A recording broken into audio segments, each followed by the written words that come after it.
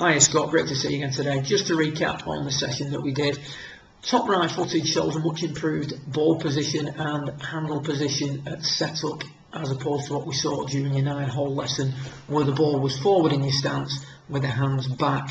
This resulted in a lot of shots that were hit heavy or cut to the right.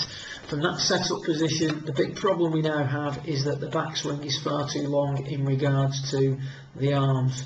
At this point here, we've made a full shoulder turn. We've not created a lot of wrist hinge, but that's not a major problem. What we've got to try and look at here is the fact that the shoulders aren't going to move much from now on in the backswing. The shoulders are going to pretty much, they've completed their journey, if you will. But you can see how far the club head and the hands travel. And as they do that, they sort of push you onto your left-hand side and a little bit off balance. So what you've actually done there, from the red lines to your finishing position, you haven't actually made your swing more powerful. All you've done is you've made it more difficult to coordinate. You've lost your width. The club has come in towards you. Your weight has got a little bit too much on your left-hand side. And what you're going to do now during your downswing is spend all the time, whilst trying to hit the ball, you're going to try and regain your width and prevent yourself from getting too far ahead of the golf ball. And you can see, as I said before in the lesson, the casting motion that you make is about here in the downswing. It's quite well disguised. It's something that you're not going to get your playing partners seeing. But you can see here now, everything's pretty narrow, and then we start to throw everything off as we're coming into the hitting area. So really the big issue is with shortening the arm swing. Remember what I said about Leadbetter's theory about having optimum shoulder turn with minimal arm swing.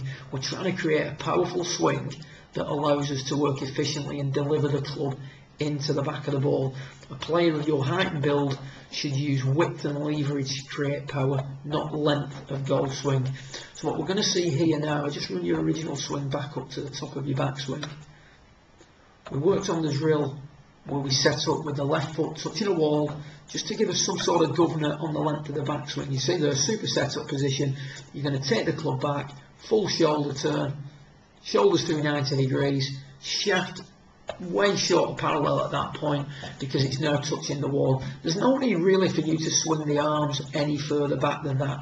We may in time want to soften the wrists up a little bit, which will get the shaft a little bit more in this position, which would be the norm. But we're basically working on this today. You saw a big improvement in the overall shot pattern you're experiencing. So we're looking to try to control and discipline the distance the arms travel during your golf swing. So having worked on that for half an hour or so, we took you back out and had a little look at your swing on video again, and we can see here now that if we just stop you there, that's what you're getting during your drill and your rehearsals. You just go a little bit beyond that, but there's a big contrast there between your shaft position at the top of your original backswing. You can see they're well past the horizontal compared to the position we're now in, which is pretty much on that horizontal or parallel position at the top. That's going to allow you to coordinate your downswing much better. If the arms go too far, you spend all the downswing with your arms trying to catch up to your body. The shorter we can get your arm swing, the easier that's going to be to coordinate, and the more consistently you're going to strike the golf ball. From that position now, there's not quite as much of a need to cast the ball through impact. You can see that movement up, throwing the club away. It's still there, but nowhere near as substantial as what we see here on the top right. Coming into the ball, that's a big cast as you're coming into it. And what we've got now is just a slight cast, because again we're just slightly longer than we would want to be. So we're trying to reduce the arm swing whilst keeping the shoulder turn full.